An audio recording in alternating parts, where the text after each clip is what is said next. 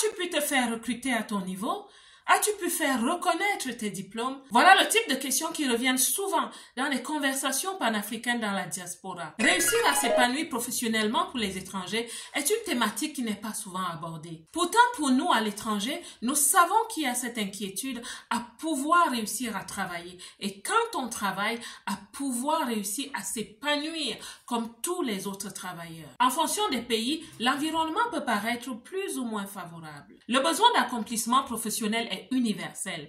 Mais qu'est-ce qui empêche donc que certains travailleurs étrangers, surtout les immigrés, n'arrivent pas à atteindre cet objectif pour eux-mêmes? Je vous parlerai de 3 raisons qui font que certains étrangers et beaucoup d'étrangers n'arrivent pas à s'épanouir vraiment professionnellement dans les pays qui les accueillent. La toute première raison, c'est le malaise professionnel entre natifs et étrangers. Selon certaines théories, le chômage des natifs augmenterait à cause de la présence d'immigrés dans le pays. Cela s'expliquerait comment? Selon cette théorie, une haute présence d'immigrés dans le pays crée la flexibilité du marché. Ça s'explique simplement par le fait que plus l'offre d'emploi, c'est-à-dire qu'il y a une multitude de personnes qui souhaitent travailler dans un certain secteur d'activité ou certaines fonctions, plus l'offre augmente donc, plus les entreprises n'ont pas de mal à proposer des salaires vers la baisse parce qu'elles n'ont pas du mal à trouver de la main-d'œuvre. Les choses sont donc flexibles, les salaires sont donc bas. Ça ne plaît pas aux natifs, bien sûr, et il se crée donc une animosité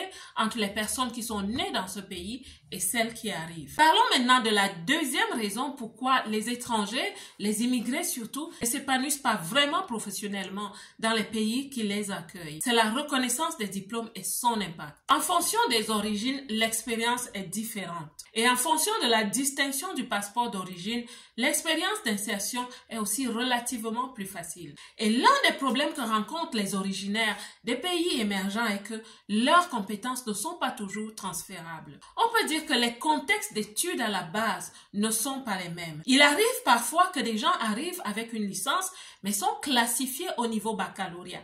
Les gens se sentent donc rétrogradés. Ça crée des frustrations. Ils commencent dans leur vie professionnelle en deçà de leurs études et aucun épanouissement professionnel depuis le début.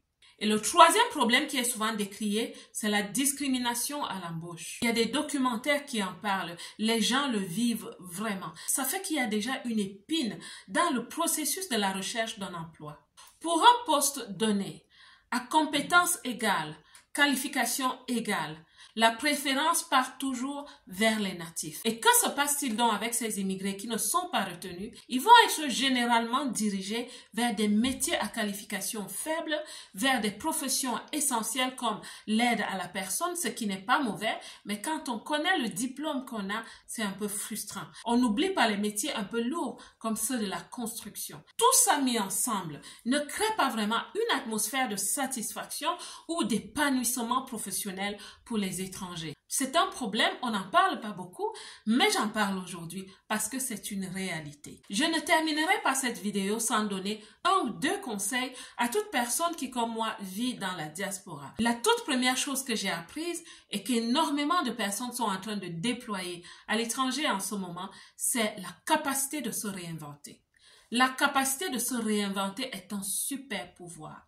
Nous l'avons tous. Simplement, il y a des personnes qui ont peur, qui vivent dans le repli. C'est pour ça que parfois, il faut parler de l'identité, de se réaccaparer de son identité et surtout de faire renaître la vision de vie. Pas forcément la vision professionnelle avec laquelle on est venu, mais la vision de vie.